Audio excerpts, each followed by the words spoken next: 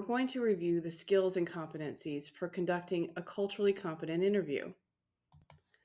Let's start with defining the term culture. Culture refers to values, knowledge, norms, languages, religions, family structures, health belief, customs, and systems transmitted across multiple generations. The DSM has the Cultural Formulation Interview, which is a 16-item semi structured interview that allows clinicians to systematically determine how patients' sociocultural contexts and histories impact on their mental health.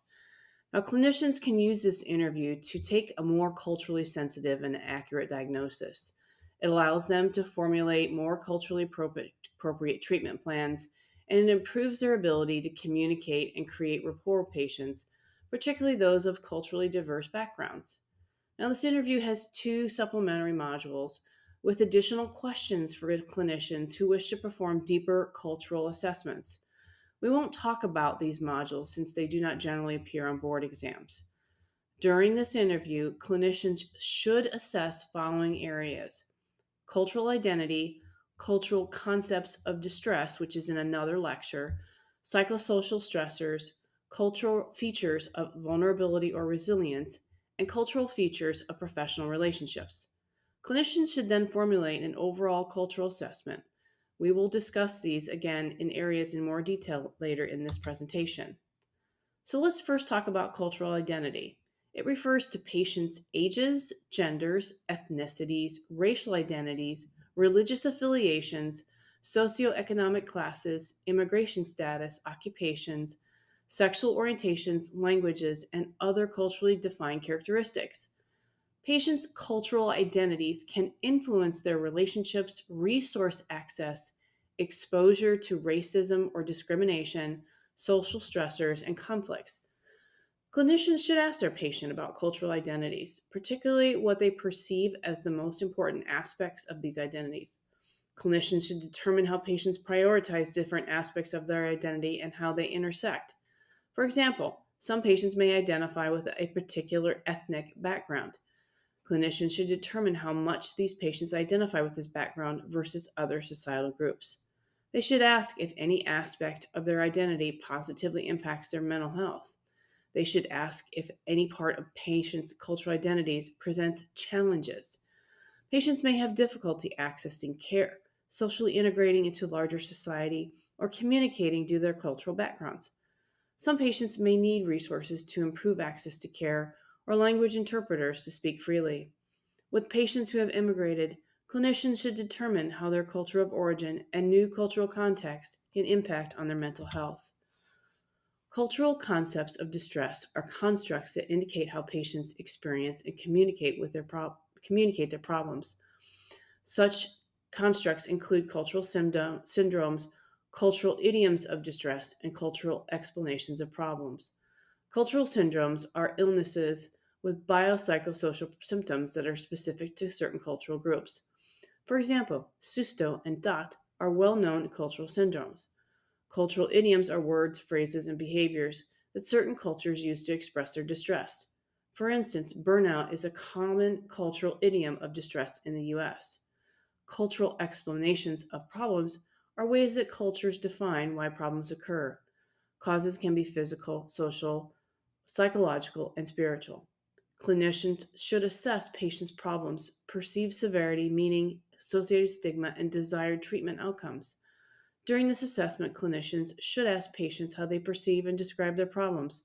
They should ask patients what is causing their problems, and also assess past patterns of help seeking and coping. Patients may have sought help from the dominant healthcare system and may have had negative experiences that have impacted on their willingness to receive traditional medical treatments. They may have sought help from traditional healers or spiritual authorities with positive results. These patients may want to include traditional healing and spiritual practices in their healthcare plan. Patients may have developed ways of coping with mental health problems that are adaptive or maladaptive. Clinicians should strive to understand patients' coping skills and incorporate positive skills into treatment plans. Clinicians should also identify stressors, vulnerabilities, and supports in patients' social cultural environments. During this process, clinicians should assess social and medical marginalization, systemic stigmatization, assess resources, exposure to racism, discrimination, and access to opportunities. They should also determine if any of these factors create barriers to care. If so, clinicians should determine how patients overcame these barriers. They should also assess how religion, family, and other social contexts cause stress or provide support. Clinicians should determine how these factors impact or not mental health problems. Clinicians should identify if they have a cultural background, language, education, social status, or exposure to discrimination, racism that is different from their patients. They should determine if the larger treatment team or institution may have similar differences with patients and assess if these differences may impede upon communication, accurate assessment, appropriate diagnosis, proper treatment, care delivery, or a strong therapeutic alliance. The clinicians should introduce the idea of cultural differences when speaking with their patients. They should then encourage patients to discuss their perceptions of differences and discuss patients' concern regarding how these differences may impact their care. Clinicians should discuss patients' expectations for their care and what types of care are most desired. They should also ask what care is acceptable in the patient's cultural milieu and work with patients to create that culturally appropriate care plan. At the end of the cultural formulation interview, clinicians should summarize how cultural factors impact the diagnosis and treatment of patients' mental health conditions. So let's do an overall structure of this interview. Clinicians should begin by normalizing the discussion of problems. They should then seek to understand the cultural definitions of the problems by asking patients about the problems from their perspective, particularly ones that are most pressing. They should also ask patients to describe their problems to others in their cultural perspective. Next, clinicians seek to understand patients' view of causal factors related to their problems. They ask broadly about any social support and stressors.